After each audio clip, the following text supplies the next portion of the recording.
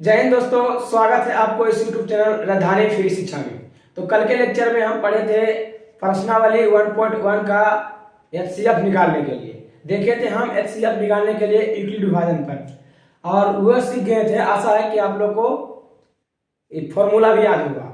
तो चलते हैं हम नेक्स्ट क्वेश्चन उसी का देखते हैं। आगे है हमारा क्या, आगे है दर्शाइए कि कोई भी धनात्मक विषम पूर्णांक Q6Q+1 या 6Q+3 या 6Q+5 के रूप में होता है, जहां Q कोई पूर्णांक है। जहां Q क्या है, कोई पूर्णांक है। तो हम इसको बनाने की कोशिश करेंगे। सबसे पहले क्या इसको करेंगे, सबसे पहले जो दिया है सबसे पहले इसको लिख लेना है। सबसे पहले लिखेंगे, दिया हुआ है क्या 6Q, दिया हुआ है 6Q+1, दिया हुआ है 6Q+3, दिया हुआ है 6Q+5, ये दिया हुआ है। तो हम आपको एक फॉर्मूला बताए थे यूक्लिड विभाजन एल्गोरिथम पर। ये आपको ये बताए थे A बराबर BQ+R बताए थे कि नहीं बताए थे? बिल्कुल बताए थे। और ये आपको याद होगा भी, A बराबर BQ+R बताए थे। चलिए देखिएगा, इस लॉजिक से हमें ये पता चलता है कि A का तो मान A हो जाएगा, और यहाँ पर देखिएगा गौर से आप देखिएगा तब B का मान हमारा 6 हो जाएगा, नहीं हो जाएगा? देखिएगा ध्यान से, A का तो A हम समझ लेंगे A, और B के मान हो जाएगा क्या हमारा 6 हो जाएगा। अब Q की जगह Q और प्लस रिमाइंडर शेषफल क्या हो जाएगा, 1 हो जाएगा, 3 हो जाएगा, 5 हो जाएगा, कुछ भी हो सकता है। अलग अलग वैल्यू शेषफल का दिया हुआ है। तो हम चलते हैं, देख लेंगे, ठीक है। तो आइए इधर हम सबसे पहले बनाने के लिए सबसे पहले क्या करेंगे, सबसे पहले हम क्या करते हैं, सबसे पहले हम लिखते हैं यहाँ पर क्या, हल लिखते हैं। क्या लिखते हैं, हल।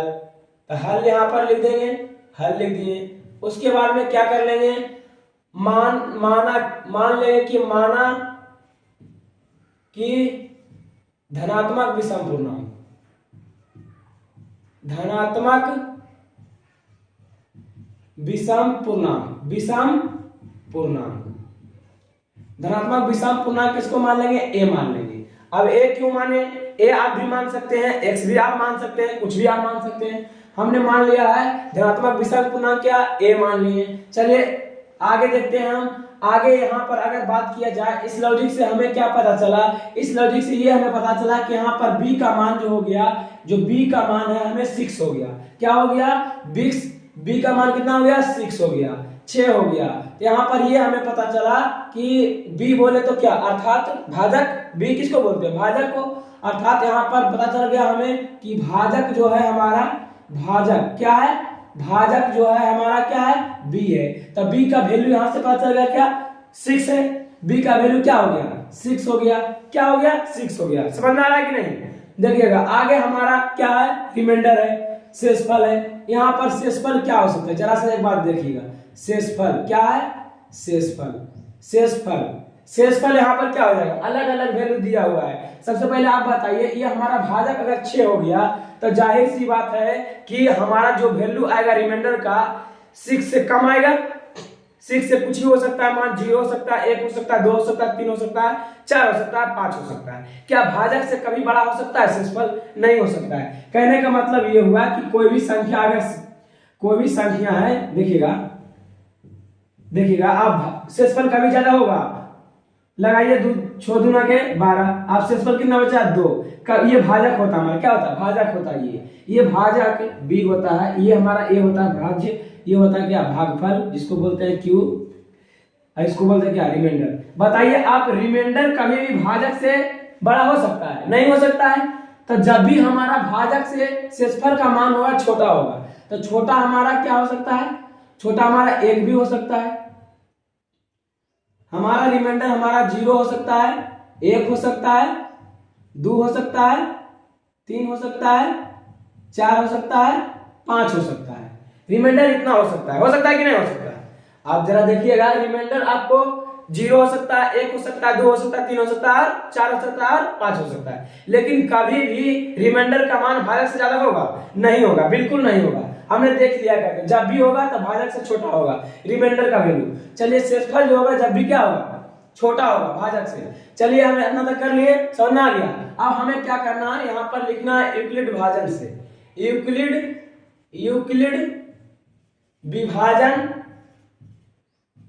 विभाजन एल्गोरिथम परिमेय से, यूक्लिड विभाजन एल्गोरिथम परिमेय से।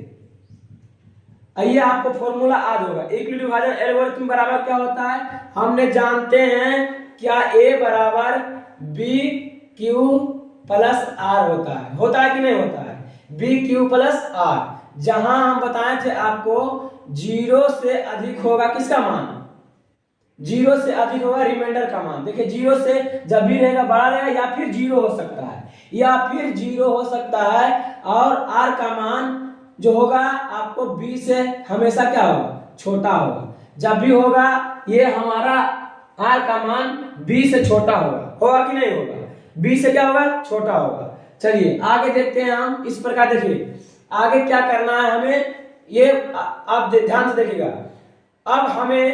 अब क्या करना है, जब r बराबर हम 0 लेंगे, जब r बराबर क्या लेंगे, 0 लेंगे, तो देखिएगा जब r बराबर हम 0 ले लिए, तब क्या हो जाएगा, a बराबर हमारा हो जाएगा, a बराबर क्या है, a बराबर b का मान क्या हो जाएगा, b का मान क्या होता है आपको, b का मान क्या हो जाएगा भाजक, b का मान हो जाएगा 6, और 6 क्यू का क्यू रहने देते हैं, r को यहाँ पर r के मान कितना लिए, 0 लिए। चलिए r का मान 0 ले लिए, यहाँ पर अब क्या करना है, अब हमें यहाँ से क्या करना है, यहाँ पर a का मान कितना हो जाएगा, a निकल कर कितना आएगा, a हमारा 6 क्यू निकल कर आएगा। क्या आएगा, a बराबर कितना निकल जाएगा, 6 क्यू, 0 जोड़ेंगे कोई फर्क पड़ेगा, नहीं पड़ेगा, 6 क्यू निकल कर चला आएगा हमारा। जब हम r का मान 1 लेंगे, क्या लेंगे, 1, तो आप बताइए a बराबर क्या होगा, r का मान जब 1 लेंगे तो ये हो जाएगा 6q प्लस 1 हो जाएगा। अब कितना निकल गया, 6q प्लस 1 हो जाएगा कि नहीं हो जाएगा, चलिए हो जाएगा। अब अगर हम a का मान अगर हम r का मान r का मान अगर 2 रखते हैं, क्या रखते हैं, 2 रखते हैं, r का मान जब जो 2 रखेंगे तो a हो जाएगा क्या, a बराबर bq प्लस r का मान कितना हो जाएगा, 2 हो जाएगा, तो यहाँ पर क्या निकल के आएगा, 6q प्लस 2। ये कैसे निकल के आ रहा है मालूम चल रहा है, जोड़ रहे हैं बस, देखिएगा। अब अगर हम लेते हैं r का मान 3, क्या 3, अगर हम r का मान 3 लेते हैं तो a बराबर 6q प्लस 3 बराबर क्या, 6q प्लस 3 निकल के आएगा कि नहीं आएगा।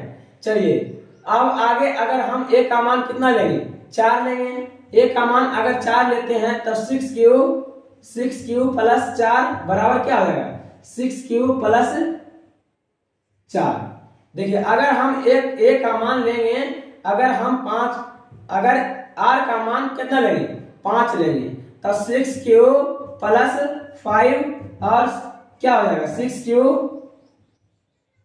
प्लस क्या हो जाएगा, 5 हो जाएगा।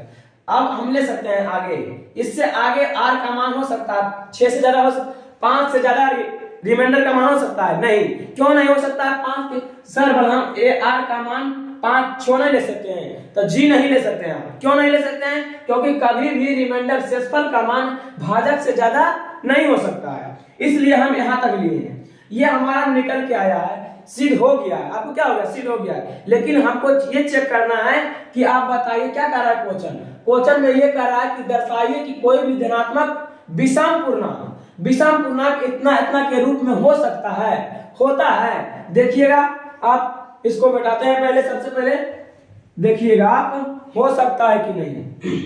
आप इसको देखिएगा, अब क्या है यहाँ पर विषम पूर्णांक पूछा है, क्या पूछा है, विषम पूर्णांक। देखिए यहाँ पर विषम पूर्णांक पूछा है, विषम पूर्णांक। तो आप बताइए यहाँ पर पहले एक देखिए 6 क्या है, सम है, बताइए 6 जो है सम संख्या है। सम संख्या में से आप कोई भी संख्या से गुना कीजिएगा तो समी संख्या आएगा। जैसे 6 को आप किसी से गुना कीजिएगा, 6 से 2 गुना कीजिएगा तो 12 आएगा, 6 से 3 से गुना कीजिएगा विषम संख्या से तो 6 3 18 आएगा, 6 किसी से गुना कीजिएगा, 5 से कीजिएगा 6 बजेगा 30 आएगा। कहने का मतलब यह सम संख्या में से सम संख्या को किसी भी संख्या से अगर गुना करते हैं तो हमें सम संख्या प्राप्त होता है, सिर्फ जीरो को छोड़कर। तो हमें इस लॉजिक से ये पता चला कि ये सम संख्या है, तो ये सम संख्या प्लस जीरो जुड़ेगा सभी संख्या आएगा और सम संख्या आएगा। तो सम संख्या हमारा ये हो गया सम संख्या। यहाँ पूछ रहा था विषम संख्या, क्या होगा? नहीं होगा। ये क्या होगा? नहीं होगा। आगे देखते हैं हम 6 से क्या सम संख्या में से एक, ये हमारा एक जुट जाएगा, क्या हो जाएगा? विषम संख्या। क्या ये विषम संख्या है कि नहीं? जी है। अब 6 यहाँ पर क्या जाएगा? 6 दूनी 8 हो जाएगा, तो यहाँ पर हो जाएगा ये हो जाएगा हमारा, क्या हो जाएगा? ये बिल्कुल हो जाएगा हमारा सम संख्या। होगा? नहीं होगा। ये भी हमारा विषम धनात्मक विषम पूर्णांक होगा कि नहीं? 6 3 9, ये हमारा क्या हो जाएगा? हो जाएगा विषम पूर्णांक। ये हमारा नहीं होगा, ये हमारा हो जाएगा, बिल्कुल हो जाएगा। तो हमें लिखना है अतः, क्या लिखना है? अतः कोई भी धनात्मक विषम पूर्णांक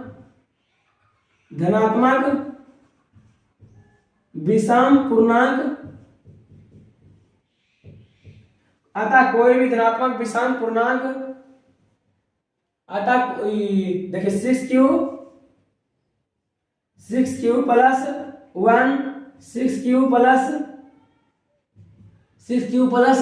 क्या है? 3, 6 क्यू प्लस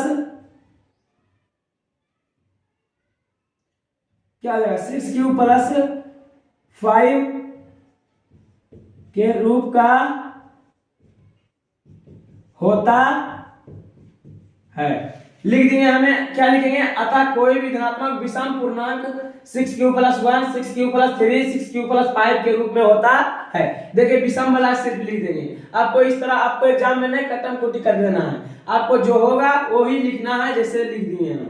ठीक है, ये देख लीजिए आप, क्या है? ये विषम पूर्णांक है। क्या है? विषम धनात्मक पूर्णांक है, विषम धनात्मक पूर्णांक है। देखिए आपको ये सीध होके चला आया है। तो आशा करते हैं आप लोग बढ़िया से आपको इसको समझ गए होंगे। समझे कि नहीं समझे? चलिए तो आप इस जल्दी से स्क्रीनशॉट लीजिए, फिर आगे आपको आगे सवाल बताते हैं। चलिए स्क्रीनशॉट ले लिए, चलिए आगे देखते हैं। आगे हमारा किसी परेड में 616 सदस्यों वाली एक सेना आर्मी टुकड़ी के 32 सदस्यों वाली एक आर्मी बैंड के पीछे मार करना है। दोनों समूहों के समान संख्या वाले स्तंभों में मार करना है। उन स्तंभों में अधिकतम संख्या क्या है जिसमें वो मार्च कर सकते हैं। ये सीधी सी है बात कि बोल दिया है कि HCF निकालिए। क्या निकालिए? HCF निकालिए। और HCF बोले तो मासा निकालने के लिए बस कुछ नहीं करना है हमें, बस देख लीजिए ध्यान से क्या करना है। इसमें सबसे पहले सबसे बड़ी संख्या क्या है? सबसे बड़ी संख्या है क्या? तो आप कहिएगा सर सबसे बड़ी संख्या ये है, A बराबर 616 हो जाएगा। क्या हो जाएगा? 616। A बराबर क्यों यहाँ पर हल लिख देना है? A बराबर कितना हो गया? 616। हमने बताया था कि सबसे बड़ी संख्या को क्या मानेंगे? A मानेंगे, और छोटी संख्या को मान लेंगे B हमारा हो जाएगा कितना? 32 हो जाएगा। क्या हो जाएगा? 32। अब हमें यहाँ पर क्या करना है? यूक्लिड विभाजन बताए थे। यूक्लिड विभाजन क्या बताए थे? यूक्लिड विभाजन एल्गोरिथम। यूक्लिड विभाजन एल्गोरिथम परिमेय से क्या बताए थे? बोलिए जरा सा। A बराबर BQ प्लस R बताए थे कि नहीं? जहां आपको बताए थे हम, जहां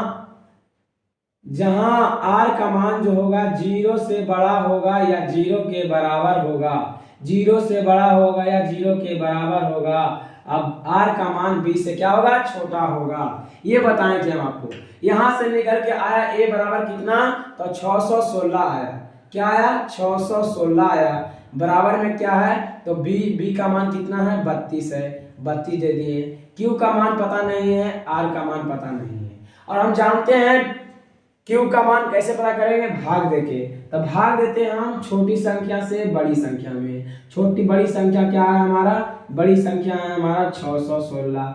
अब इसमें भाग देते हैं, लगाइए कितना बार में लगाइए, अब 2 बार में लगाइए ज़्यादा हो जाएगा, एक बार में पहले लगा देखिए 32, यहाँ पर एक मिल रहा है कितना 9, यहाँ पर 2, आया कि नहीं आएगा जी, देखिएगा अब हमारे यहाँ पर कितना हो गया 96, 6 उतर गया, 6 उतर गया। अब लगाइए कितना बार में, आप लगाइए कितना बार में 32, 9 बार में लगा देखिए, 9 बार में लगाइए 32, 9 दूना 18 के 8, बाकी कितना 1, और क्या 9 दूना के 18 हो गया, यहाँ पर कितना हो जाएगा 32, 288 हो जाएगा, क्या हो जाएगा 288 हो जाएगा। गुना कीजिएगा देखिएगा 288 आएगा।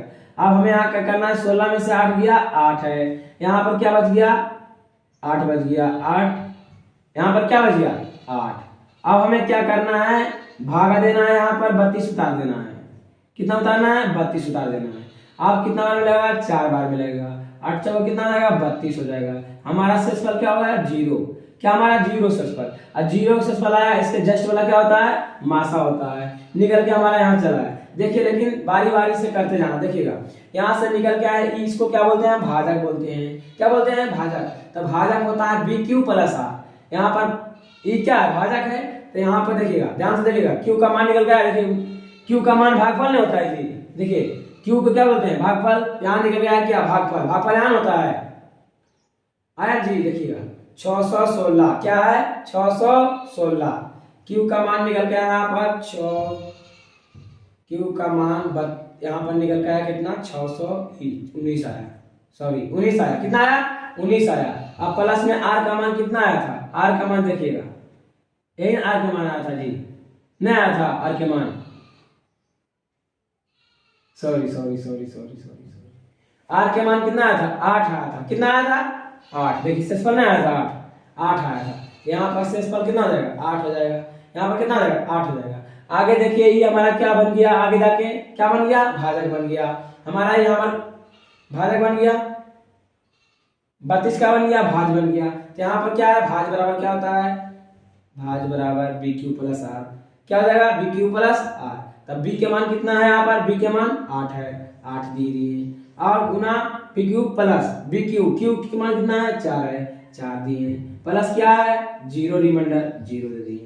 यहाँ पर हमारा यहाँ लिखते जाना है, जब तक ऐसे प्रोसेस करते रहना जब तक R का मान 0 नहीं आ जाता है, जब तक R का मान 0 नहीं आ जाता है। यहाँ पर R का मान 0 हो गया, अब हम छोड़ देंगे। और अंतिम भाजक ही हमारा क्या होते हैं अंतिम भाजक, अंतिम भाजक 8 क्या है अंतिम भाजक है, और अंतिम भाजक ही हमारा क्या होता है मासा होता है। लिखना है यहाँ अंतिम भाजक, यहाँ अंतिम भाजक 8 है, यहाँ अंतिम भाजक 8 है, इसलिए इन दोनों का मतलब कि 616 लिख देना, डायरेक्ट लिख दो, इसलिए HCF बोले तो मासा, HCF बोले तो मासा हमारा कितना हो जाएगा जी 8 हो जाएगा, 8 आंसर। समझ में आया कि नहीं, बस कुछ नहीं करना है, इसका मासा ज्ञात करने था। मासा कैसे ज्ञात किए हैं, मासा ज्ञात करने के लिए आपको आता है हल, पहले लिखना हल, उसके बाद बड़ी संख्या को कितना मानना है 616, छोटी संख्या कितना मानना है 32, मान लिए छोटी संख्या को b, ठीक है, छोटी संख्या क्या मान लिए b।